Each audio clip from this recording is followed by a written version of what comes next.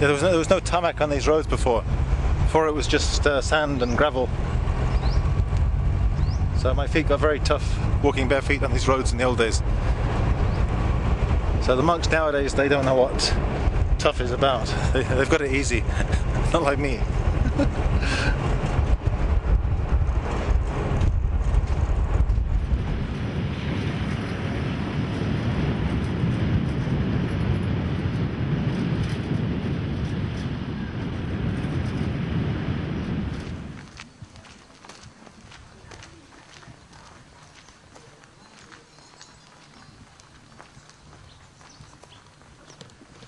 I mean, you have so many beauty contests in Thailand. They're really popular things. Like you have Miss Lamyai, you know, lamyai the fruit. When it's lamyai season, they have Miss Lamyai competition. And then when it's mango season, it's Miss Mango. And I guess Miss Garlic and whatever. And of course the usual regional things, Miss Pasang, Miss Lampoon and whatever. So yeah, beauty contests are really extremely popular in Thailand. What kind of rewards do they get? I don't know. I mean, I don't follow this scene very much.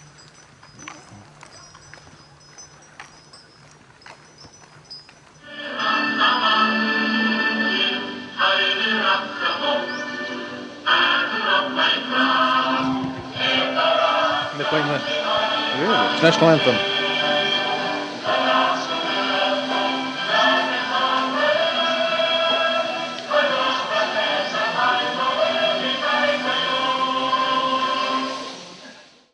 When I first came to Bangkok, I would hear this music being played every morning, and I thought it was like the advert for Ovaltine, because it sounded just like the way it used to be advertised in England.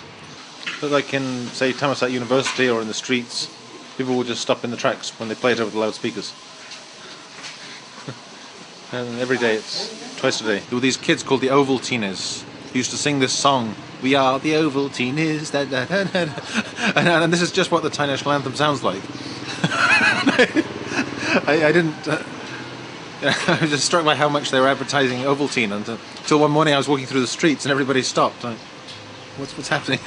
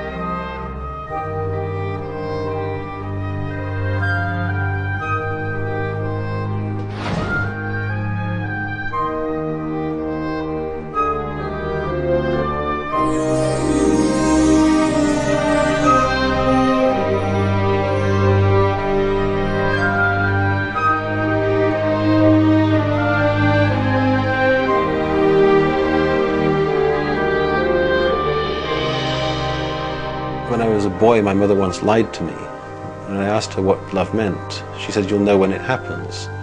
Well, in the 20 years since I've left home, I've experienced all kinds of states of lust, hate, delusion, and whatnot. But I have never had an experience that came with a very clear warning label saying, "Love, this is love." It never happened to me. So.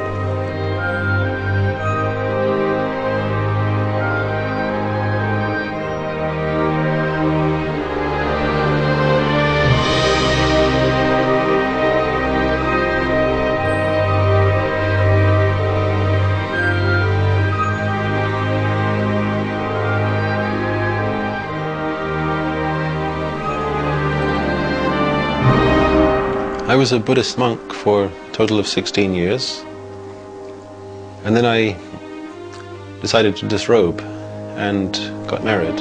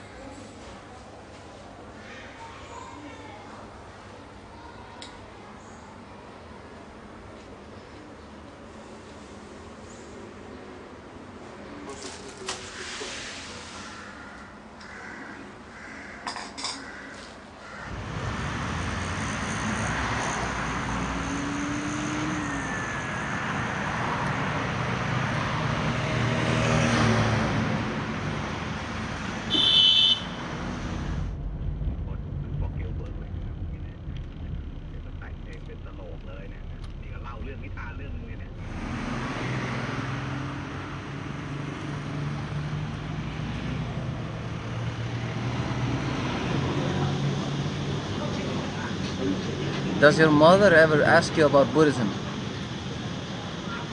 No. She has no interest in it.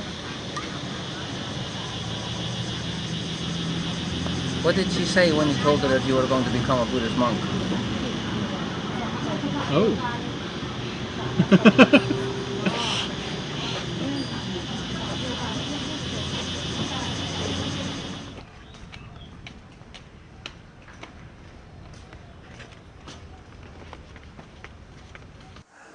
Yes, some people would say that this is just running away from life, but in fact it's not. It's a confrontation and a direct exploration of life, but by facing up to it.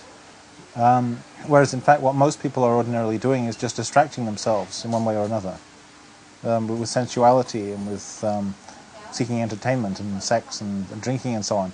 But we're not doing that. We're living very simply and just directly looking at experience as it comes, without seeking to control conditions. And so I don't think this is escapism, it's quite the opposite really.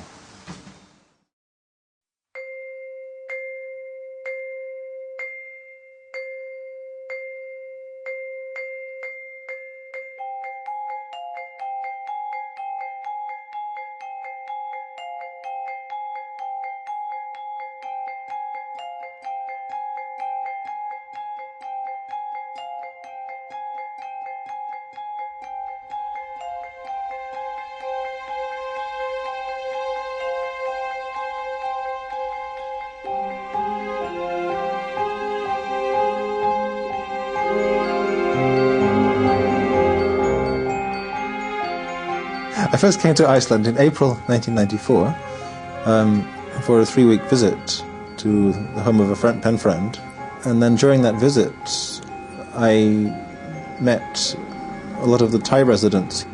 The rumour went round among the Thai residents that there was a Buddhist monk visiting, so then many of them came over to see me, and some of them invited me to live on in Iceland, stay on here and maybe establish a temple. So I said, well, maybe. I like the country very much, especially the quietness and the clean air. But I'm not completely free yet. I'd only been a full monk 9 years, you see. So that meant I had to get permission from the authorities in Thailand. So I said, if they let me, then I'll come and live here. So I had to go back to Thailand first, and then I asked for permission to come and live in Iceland, to do missionary work here, teaching Buddhism, and working with the Thai community here. So they said, yeah, we'll be glad to get rid of you. So that's how I came here.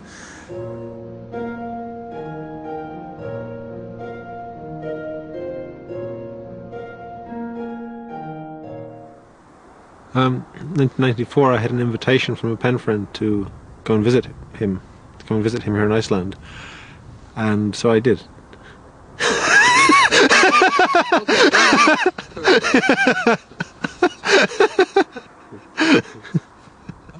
En það aðeins nokkrir mánuðir síðan fyrsti Búdda munkurinn settist að á Íslandi. Við heimsóttum hann á kaldrananlegum vetrardegi og hann fræddi okkur lífið, trúna og auðvitað Búdda. There's 1,001 different reasons. I mean, some people take up Buddhist practice because, you know, they've had some deep experience of suffering that has caused them to rethink their life. Some people get interested when they're in prison. Some people get interested after seeing a Bruce Lee film. When you walk the streets of Reykjavik, do you think people are looking at you? Do you feel like you're different? Nowadays, they're not looking at me very much because they've got used to me. And I think most people now know who I am. And they also know that I'm not a Hare Krishna. So they don't have to avoid me because I'm going to try and sell them a book or something. So you can walk the streets quietly? So yeah, I walk the streets quietly. I mean, a few teenagers will shout out jeers and laugh and so on, but I guess if I was their age I would too, so that's nothing unusual. But certainly I don't get anything here like the aggression that I get on the streets of England. Really? So I feel very safe here, yeah. But you know, you didn't find it at all difficult to decide to become celibate for your life?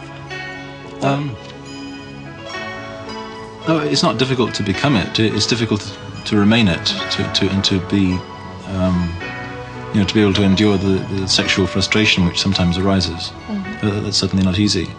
And in fact, the vast majority of monks who leave the monkhood do so because they want to get married. I mean, the reason it's not recommended is because generally your rebirth after you're dead will depend upon your state of mind at the time of death. Yeah? Your state of mind will generally be conditioned by what you've done in your life, how you've lived. That will condition your state of mind, and that will determine the sort of rebirth you get in the next life. Now, the problem with committing suicide is that people generally do it when they're feeling suicidal.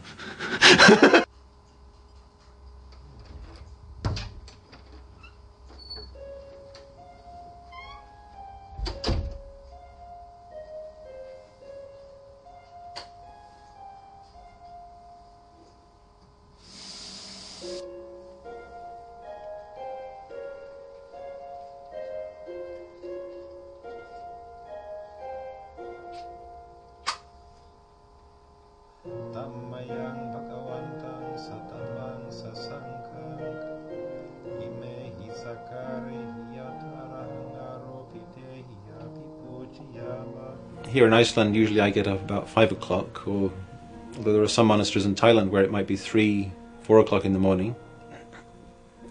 And the day usually starts by taking a bath, and then there'll be some kind of morning service, beginning with chanting and followed by meditation. After breakfast, one would then generally attend to any chores that need to be done in the monastery, cleaning, sweeping, whatever. Trying to focus on you. All right. Haven't they done this already?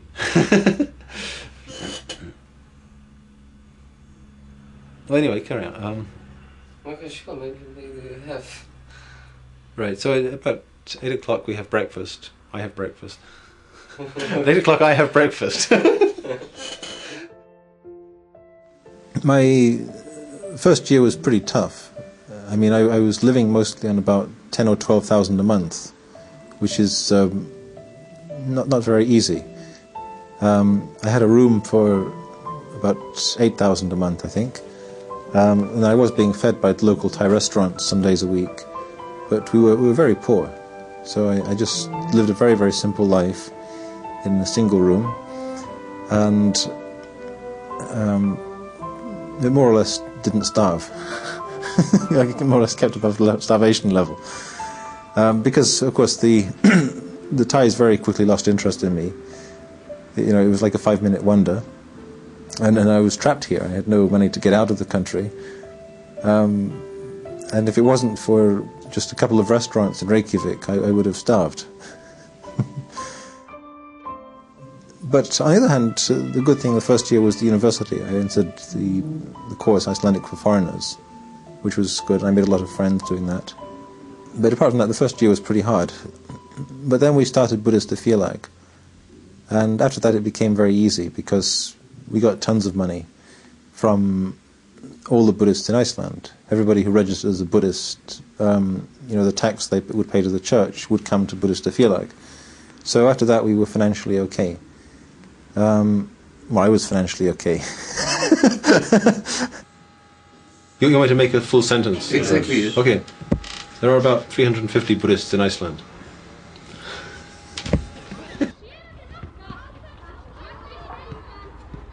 The third year was the disastrous year.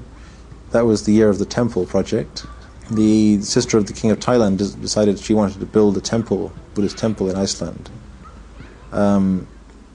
But there was a lot of fighting among the Thai residents here about where the temple should be. And this became very unpleasant. And in the end the Thai economy collapsed, and the whole project was postponed anyway, so it didn't really matter where the temple was going to be. But it was a difficult year for me, and people were spreading a lot of untrue stories. thing and writing letters to the authorities in Thailand complaining about me. But in one way it was good. I learned who my friends were during this period, among the Thais here. And then the fourth year, this year, has just been sabai, as the Thais say. Sabai just means it's been okay, cool, calm, no problems. The Icelandic way is they give you a cup of half-cold water, and then 2 minutes later the waitress comes and brings you a tea bag, puts it in. In England you put it in boiling hot. Then you leave it at least 2 or 3 minutes. I see. Icelanders don't know anything about tea.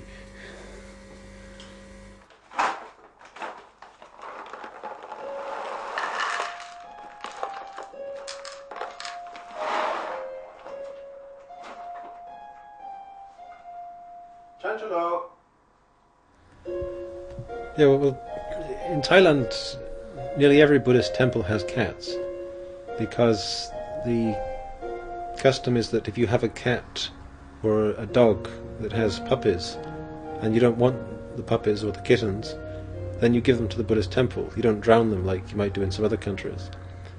So temples are always full of cats.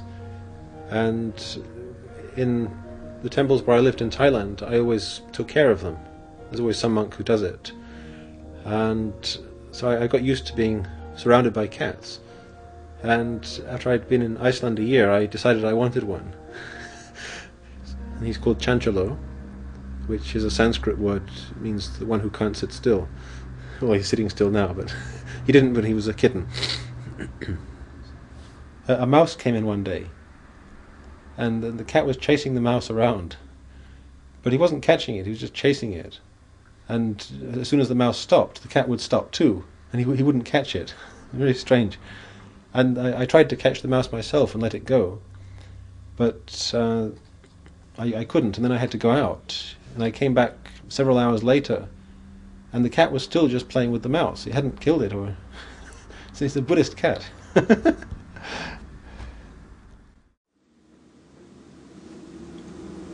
Something like this. So Robert, are you happy? I'm okay, yeah. So I mean, generally in life, are you happy? In life? Oh, sorry, in general. Yeah. I thought you meant about the microphone and everything. Is it still there? Yeah, it's still there. Sometimes. Sometimes. Yes. I mean, that's all one can expect, I think. I think it's unreasonable to expect anything else. Your happiness or unhappiness is just conditioned by so many things that are beyond your control. So, you can't say to yourself that I will be happy, and you can't be certain that this desire and this plan to be happy will be fulfilled.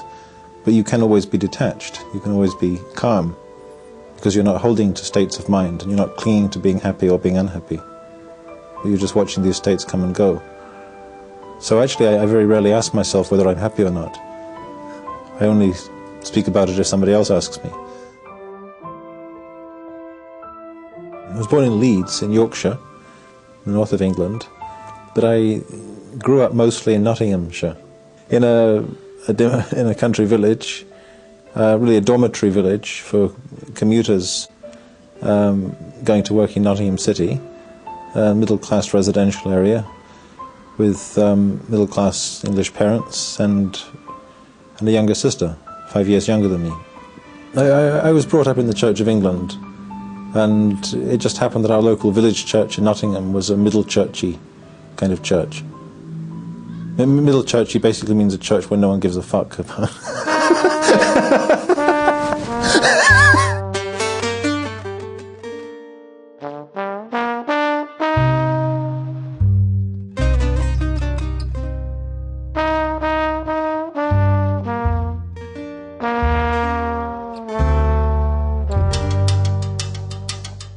My parents were very unlike each other. My father came from a working class mining family, Yorkshire.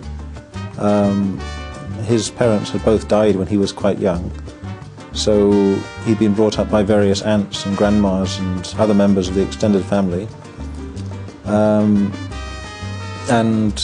had quite a rough, ready Yorkshire way about him. My mother came from a completely different, from the completely different end of the social scale, from about 7 generations of Yorkshire society artists. So most of her ancestors were members of the Royal Art Academy, and it was a very high churchy, Anglo-Catholic, sort of rather snooty kind of Yorkshire aristocracy. So from the point of view of her family, she'd really married beneath herself. And she then spent the rest of her life trying to pull my father up to her level. Yeah? Sending him for elocution lessons and telling him not to drop his H's and sort of thing. My father started his working life in the Royal Air Force, where he was an electrical engineer. And then my mother, she was a hairdresser, right from leaving school until even to now. Even now she's still doing hairdressing. Yes, my mother and I are quite close, and I usually go and visit her every couple of years or so. And we write regularly, at least once a month.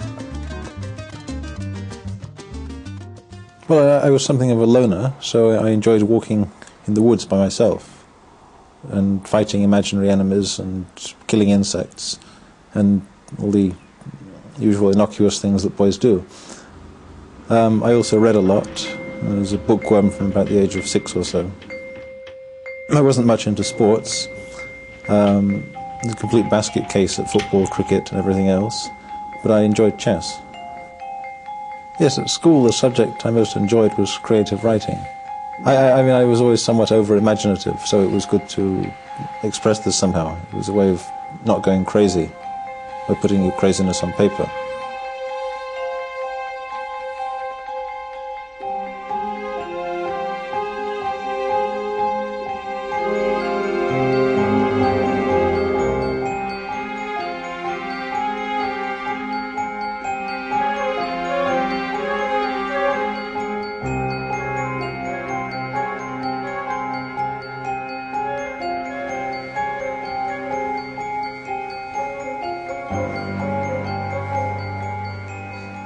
I left home, I think, when I was 16, and then I worked as an engraver for 2 years. During that time, in between, from the time when I left home until the time I became a monk, I was an engraver, or an apprentice engraver. And then, as a monk, of course, I didn't need to, you're a mendicant, you just receive what people offer to you, so you don't actually need to earn a living. I became interested in Buddhism about the age of 14. And when I was 18, I decided to become a monk. It just seemed to be the next thing to do. It was just the next step on a sort of cumulative path of progression that had just happened. As a result of, first of all, reading a book about Buddhism when I was 14, then later on meeting various monks and other Buddhist teachers who had impressed me very much. Initially, I thought that I would just enter a monastery for a period of 3 months, which is very common in the Southeast Asian Buddhist countries like Thailand and Burma, that you just spend part of your life in a monastery undergoing training to provide you with some basic ethical and spiritual education. But that 3 months has now lasted somewhat longer. It's lasted 15 years. It simply never occurred to me to stop being a monk. It's very hard to say, to get you to understand maybe, but when I first went in, it definitely was just going to be 3 months. And I went to live with a monk down on the Isle of Wight in the south of England. But out of every so many monks who do this, intending it to be temporary, there will be a certain number who find that they come to adopt a much more serious attitude. Although I can't really point to any particular incident or event during this period that made this decision, but it just seemed to be the next thing to do after this 3 months. So I ended up staying on with this teacher for about 2 years altogether as a we call a novice monk, Samanera. And then when I was 20 years old, my teacher recommended me to go and train further in Thailand. There's a lady who paid one of the laywomen who visited our monastery sometimes. When she heard I wanted to go, she offered to pay half the fare. And the other half came from some old bank account I had, which I'd forgotten about. My godfather had died many years before and left some money in the will, but it had been put into some trust, and everybody forgot about it. And when I was just searching for my birth certificate, I found these papers and discovered I had all this money. So that's how I got to Thailand.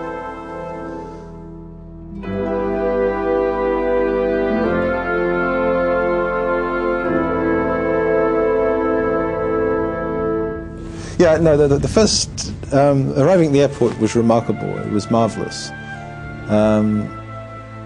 I had not made any previous arrangements in Thailand.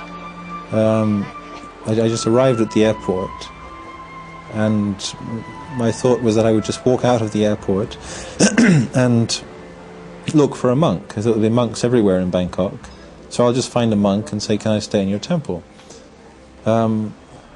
But what happened, I joined the end of the queue at the airport, and then was immediately summoned by this guard. He came up to me and saluted like this, and he said, "Please come this way." And he took me straight through the VIP gate, because, you know, every monk is a VIP in Thailand. And then I found myself surrounded by all these people wanting to help me, and like tourist guides and just people working at the airport and wanting to take me to anywhere I wanted to go, offering me money. One guy wanted to buy me a pair of glasses.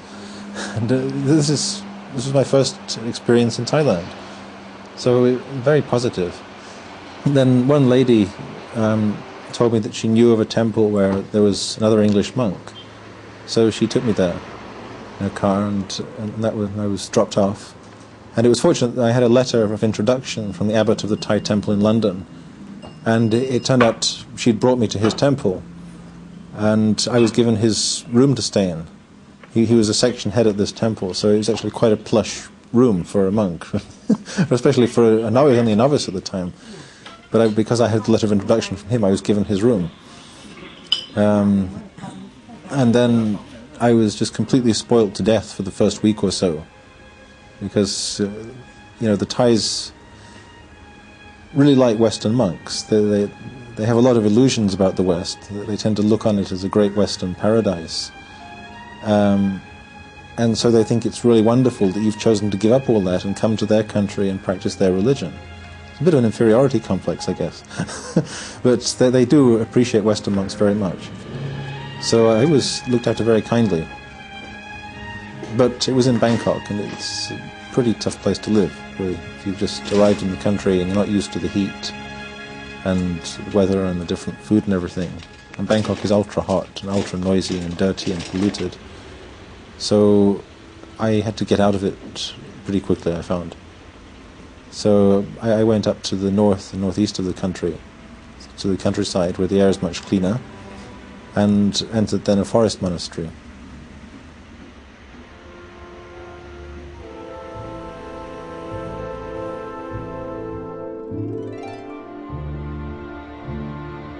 I thought that I'd probably be there for some years.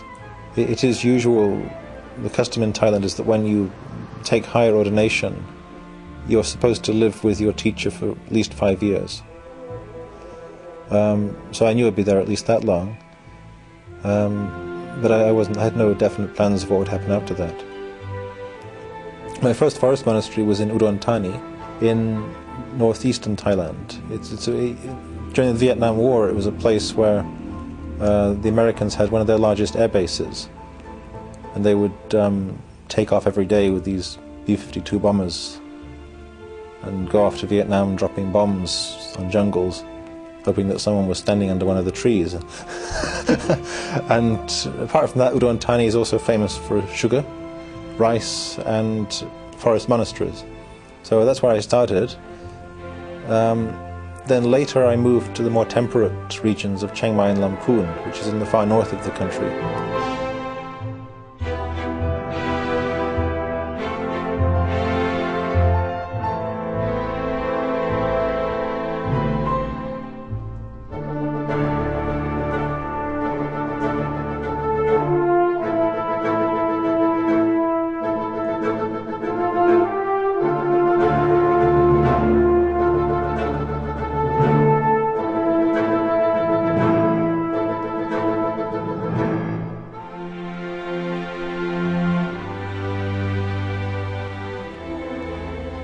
The first year was very difficult, but after that it was very easy.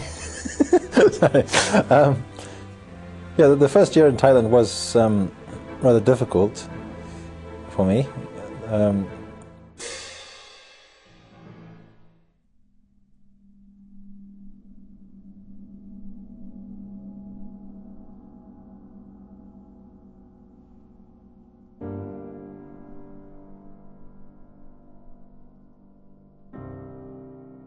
There was, of course, tremendous culture shock. Thailand's a very, very different kind of place to England. Even though I'd been a monk in England for 2 years, it was quite different, really, living in Thailand, in a country that has a very evolved pattern of social etiquette, where you can do something that you think is really quite innocent and that can actually cause great offence because it violates some taboo that you didn't know about. So learning the culture and learning the language really took me quite a while, at least 2 years before I could really be at home in the place. But after that, things went very smooth.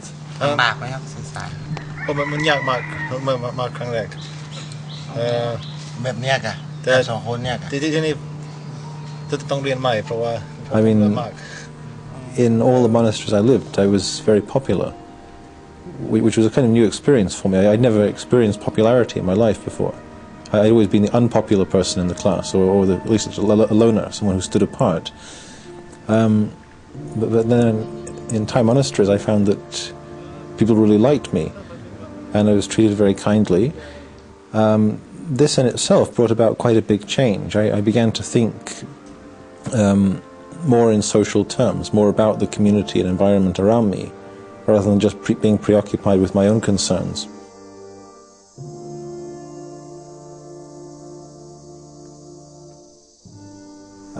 I had a cave, and I was living near a village of some Karen Hill tribe people. But I had to leave there because the government made a dam which cut off my water supply. Well, it affects different monks in different ways. A lot of monks, for example, are always dreaming about their old girlfriends. I wasn't. I was dreaming about my old bookcases.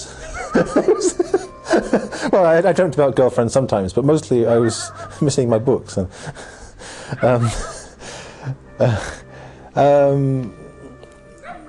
so, yeah, I mean, after a while, you settle into a certain pattern, so it doesn't seem that your life involves much in the way of privation. It may seem the discipline is very severe at first, but after a while you settle into this pattern of living, so it doesn't seem severe anymore. I lived for the first 6 years mostly in forest monasteries, where I was lucky to have a very fine teacher, and the monastery where I lived for most of the time was one that had only been very recently started by a young Thai monk, a young Thai teacher, monk, who was a very gifted meditation teacher, but one whom very few people knew about. So that meant you didn't have the problem that you did with the great gurus, who have massive followings. And in fact, when I first went to live with him, there were only 4 of us in the monastery. I think now there's about 30 or so. But when I went there was just 4 of us. No electricity, no water, nothing. It was a very, very simple life. But he was a wonderful guy to be with. So that was a most pleasant time. The poem I'd like to read now is called Light Breaks When No Sun Shines. No, it isn't. I'm on the wrong page. Cut that bit out. I'm talking bullshit, really.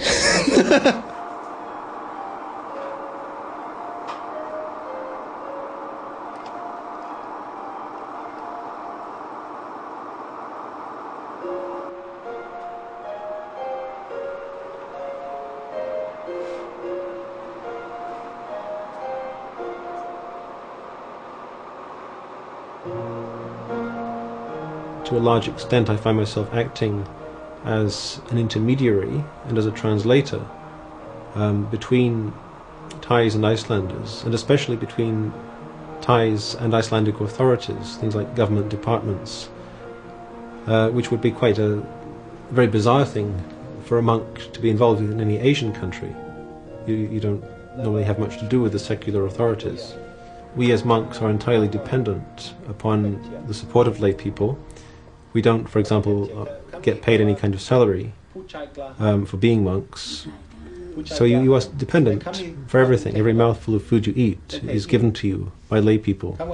There is traditionally an understanding that monks will reciprocate. They will earn what they are getting in support in two ways. Firstly, by practicing the Buddha's teaching for the purpose of purifying the heart and mind.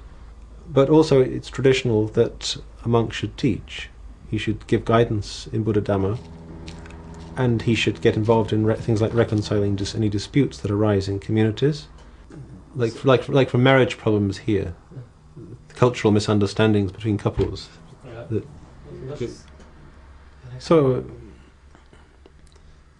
from time to time I get a telephone call.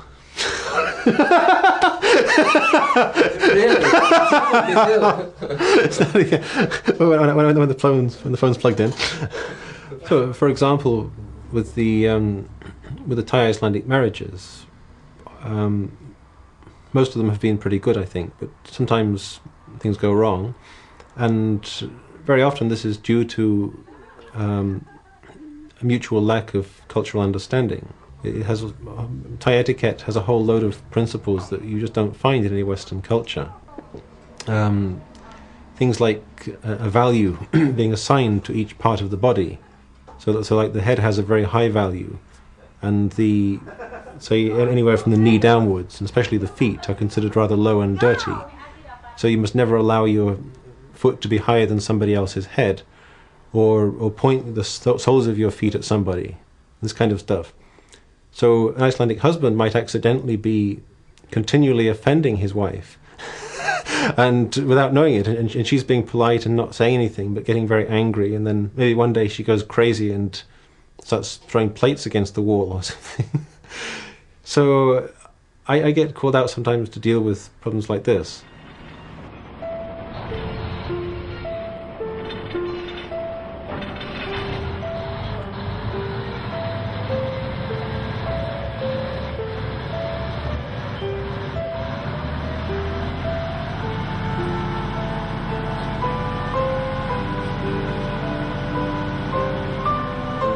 The central teaching of Buddhism is that everything is impermanent.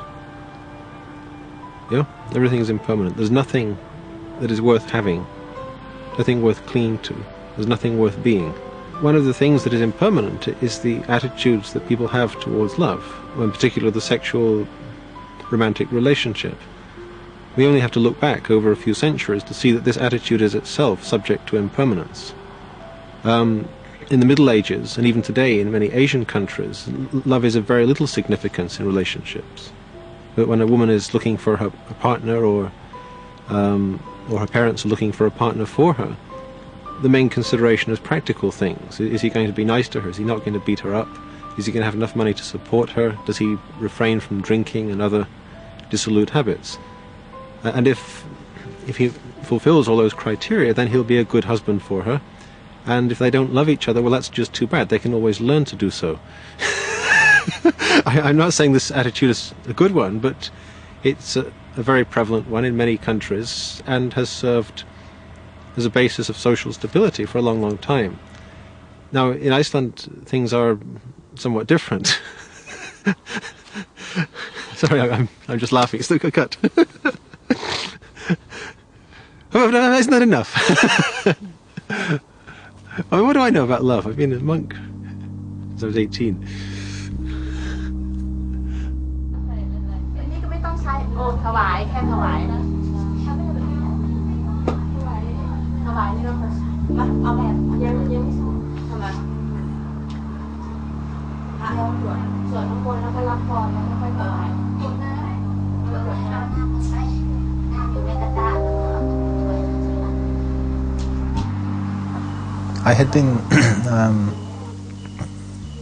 considering disrobing during the last 2 or 3 years that I was in the monkhood, and the movement in that direction became stronger and stronger until it became till it reached a kind of crisis point. The crisis consisted in a conviction that I'd really made a big mistake in entering the monkhood at such an early age, and that I'd better do something about it before I get too old to be able to adapt to any other sort of life. At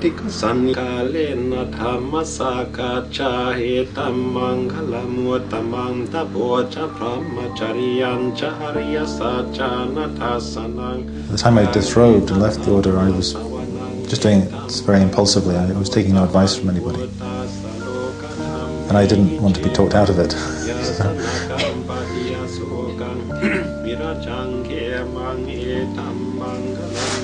So I talked to nobody.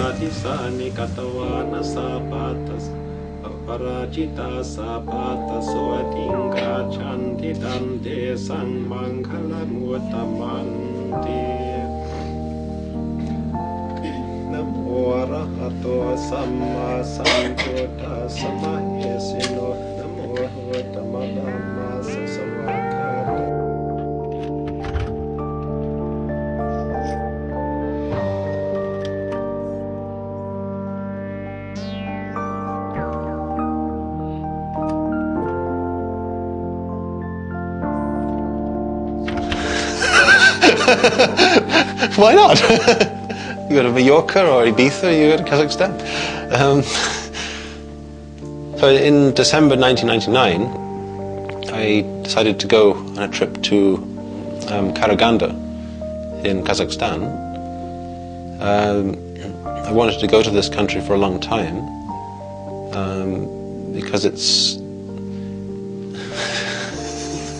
well, it exists.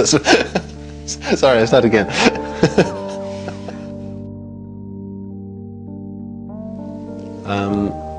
This is a place I've wanted to go to for a long time,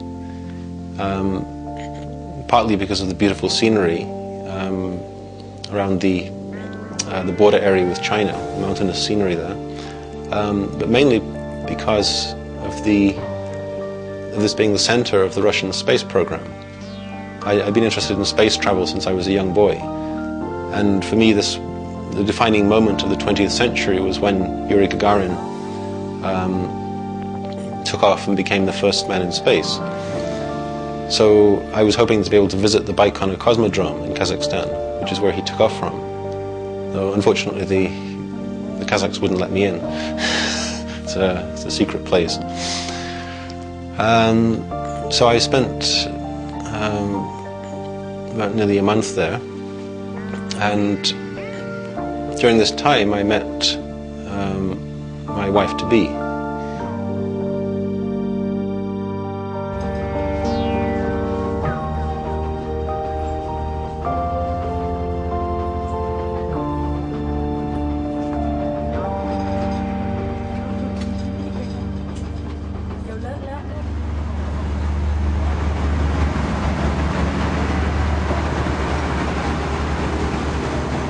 Yes, so I met this woman who I was very fond of, and since this trip to Kazakhstan just seemed like a once-in-a-lifetime event, I realized the only way I was going to be able to see her again was to bring her over to Iceland. I knew that it was something of a risk, because the only way to bring her to Iceland was to marry her, but I thought I would take the risk. Marriage seemed to be an attractive prospect for me because I felt that in many ways, emotionally, I had just not grown up very much during my time as a monk. and I thought that marriage would have a maturing effect. And if the marriage didn't work out, well, that's just too bad.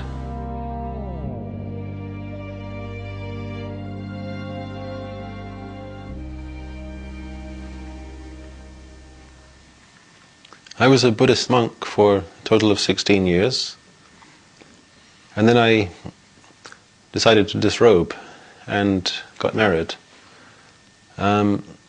Unfortunately, the marriage wasn't a total success, and lasted only for about 5 months. So I'm currently separated and waiting for divorce. Okay. That was really, is that right?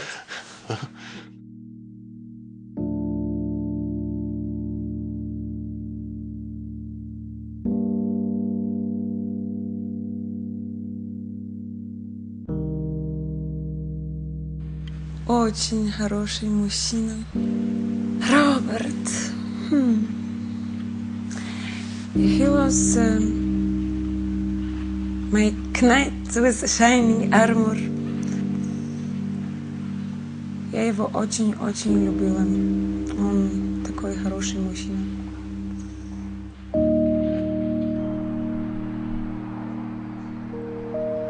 He thinks different about love than I. For me, it's more action. Very different than other men that I had in my life. Patient, very patient. A little bit too much. No, I think I was very childish, and he was very much like a man with very good manner. Well, yeah, because I'm a Russian girl with a lot of, how to say, energy, very spontaneous. And you know, when I met him, he was kind of slow, thinking before he make all these small little steps.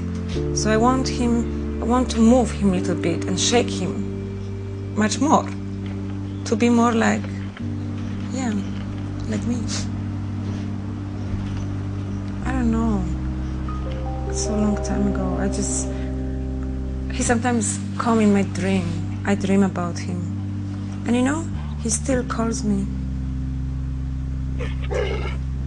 He always remembers my birthday. He calls me for my birthday. I think he's calling me because he wanna be remembered like you and me. I think the real problem, the main problem, was that he was still very deep inside of himself a monk.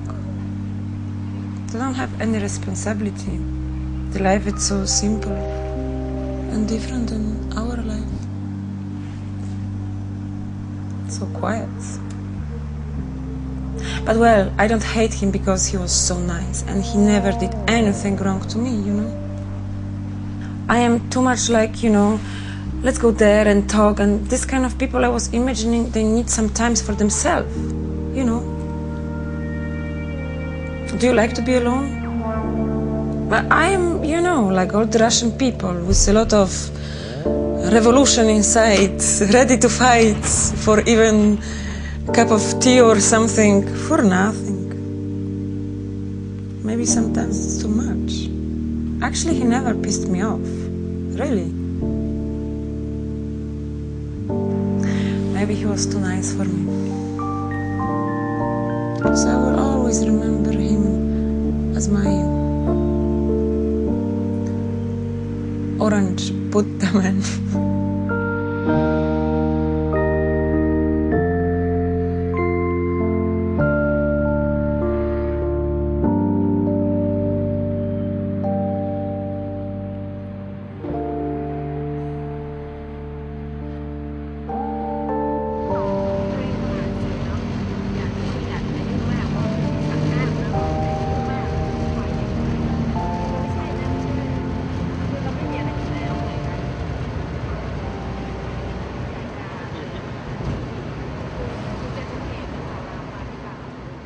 No, what was unappealing to me about relationships is just the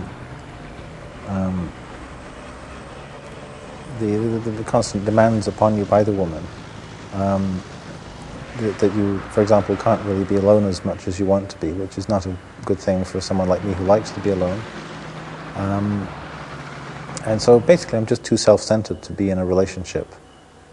So after my marriage broke up, I got into heavy-duty womanizing for a while, and just sort of pushed anyone away that was trying to get too close to me, because I didn't want that. And eventually, even the womanizing got boring, so I gave that up too, and just went back to being sort of monkish, celibate.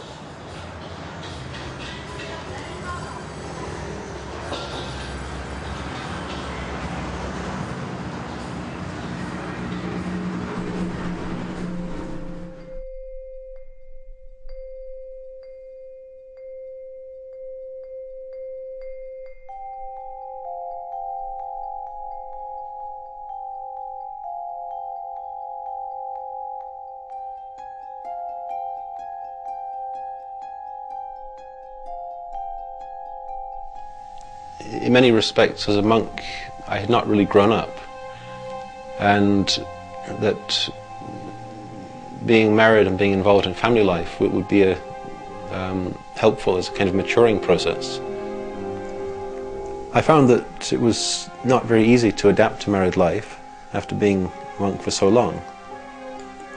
But with the wife, that there was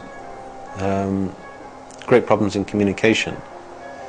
It was partly linguistic, because I speak hardly any Russian, and she had only begun learning English about a year before.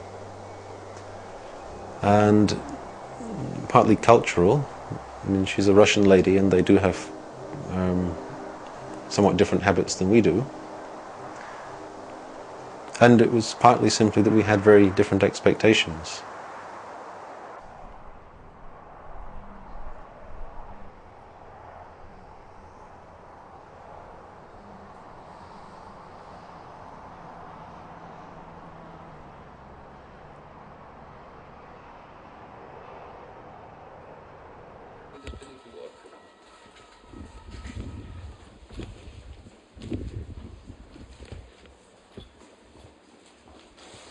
Well, it's a very big change from monastic life, living as a monk in Iceland, to the life that I'm living now.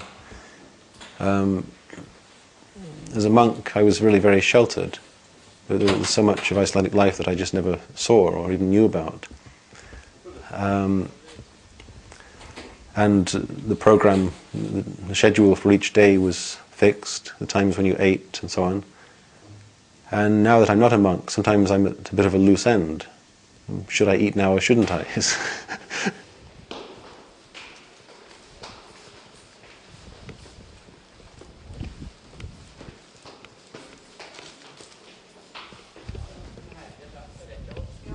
It's life faces you with all kinds of choices, and in a sense the monk's life is easier, because life is easier when you don't have to think very much. Or at least when your thinking is circumscribed within certain very narrow channels.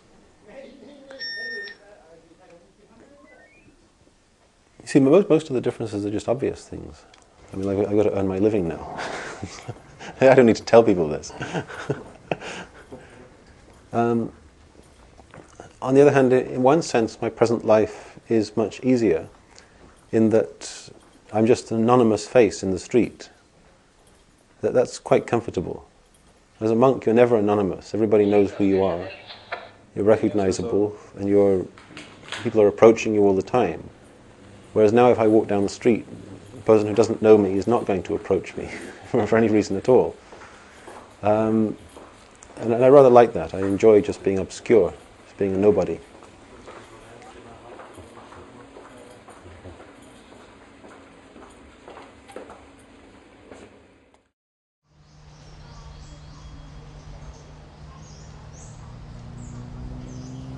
Well, when they get, when it becomes a very intimate relationship, then sooner or later they want to move in with you, or want you to move in with them, and expect you to spend a lot of time with them.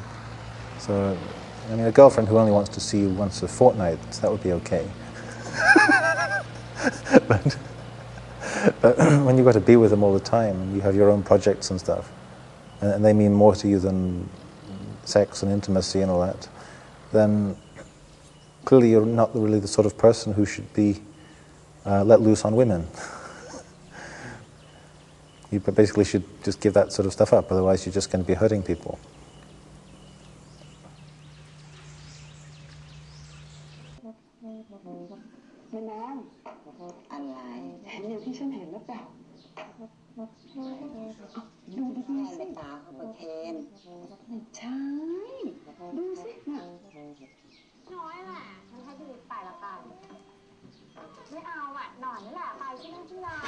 Yeah, in Thai soap operas, there's some themes that you never get in the, Western ones. Like in Thailand, it's quite acceptable for a man whose wife doesn't want sex as often as he does to get himself a mistress, and she just comes and lives in the house and becomes known as a mia noi, which means a minor wife.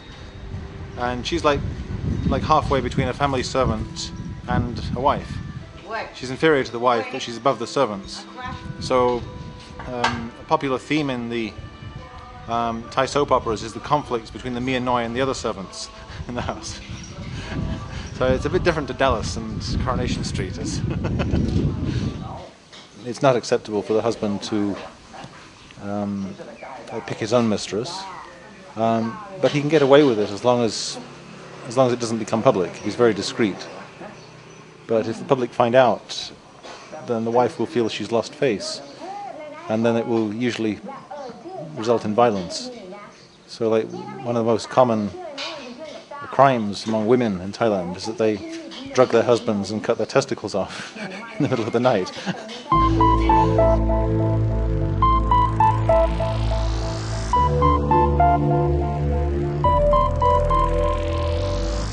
Walking in the street at night and you can't have Right, now sex. can't have me. Never walking in the street at night and you can't have me. I just don't have that much of a sexual appetite.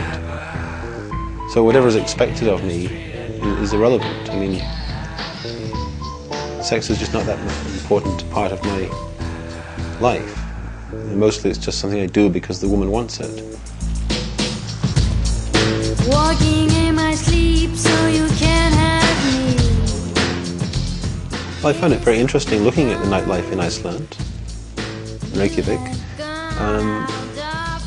but not very much enthusiasm for it. And during my first few months after I stopped being a monk, I was going out regularly, mostly just watching to see what people do. But I'm not really all that impressed with what they do. I hate the music. And nobody here seems to know how to drink like a gentleman. They just drink until they vomit on the floor or collapse. And I found also the sex is just too easy. I mean, there's no skill involved in seducing people here. You just... a girl wants you, she comes and nudges you, and if you want her, then you walk out of the bar together. That's all there is to it. It seems kind of crude.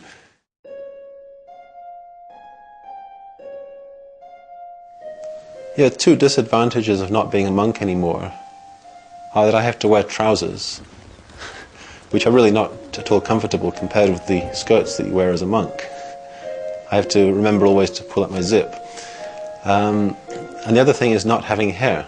Oh shit, I've got to having... Right.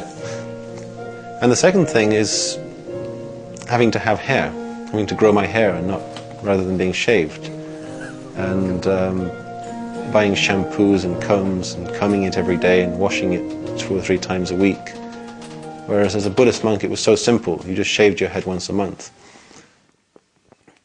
I am seriously thinking about shaving my head again next year.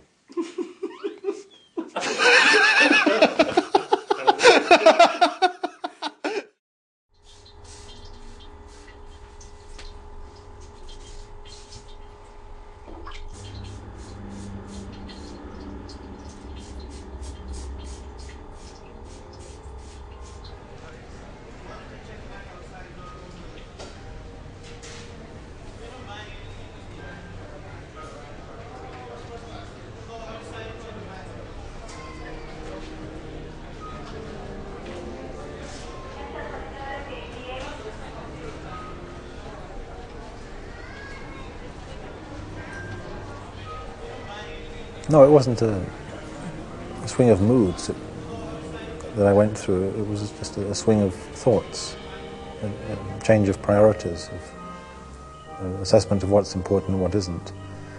And the things that I thought would be worth giving up the monkhood for were no longer seen in that light. I found that the life of a layperson was very difficult to readjust to, because of the habits of behavior and habits of mind that I had developed during my time as a monk. In particular, it was very difficult to compete, because I really didn't have much of a competitive spirit. I'd like to get into to struggle for the money that people owed me when I was doing translation work for them, and various things like that. So I didn't really fit in very well into ordinary life. I had no idea beforehand whether I would or not, but I thought it was at least a possibility. But as it was, I got to feel more and more alienated as time went by. Well, I left Iceland in December 2004, and after that I just flew out here. I had in my mind a picture of the ideal monastery that I was going to look for, but before I started looking for it, I came back to some of my old monasteries just to pay respects to the abbots that I used to know. So we talked about this a bit, and while we were talking, some of my old friends in the monastery heard that had come back to visit, and so they started turning up in the abbot's room, bringing me. One monk came in with a begging bowl, the next monk came with a set of robes, and by the time I'd finished talking, I had the complete set of monk's requisites. So then my mind was sort of made up for me, and a few days later I became a monk there again. I mean, I wore it 16 years and was only out for 4, so it was just like putting on an old coat, you know. To tell the truth, I don't miss anything at all about lay life. I'm really glad to be back in the order again. Nothing at all that I miss.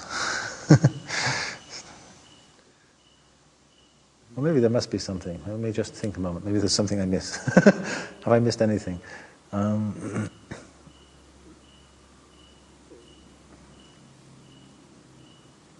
No, not really. Sorry. I can't think of anything that tempts me, but...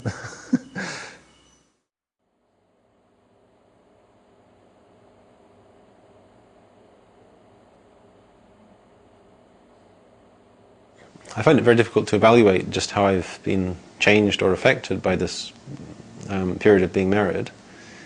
And some of the people I know say I've changed very much, that I seem more like a man now. But I haven't noticed anything like this in myself. I don't know what they mean. I can't say that it's really given me any better understanding of what people mean by love. I mean, it's common that people make a distinction between love and infatuation.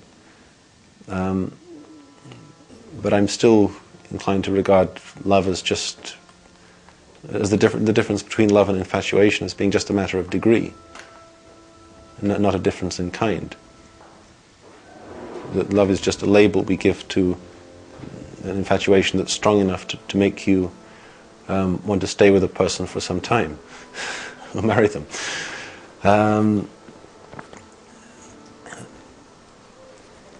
I'm still rather inclined to think that love, whatever it is something that people overrate. They make too much of an emotional overinvestment in it. But I may be wrong. Go on to something else now. I'm not good on this subject. Ask me about Buddhist logic or something.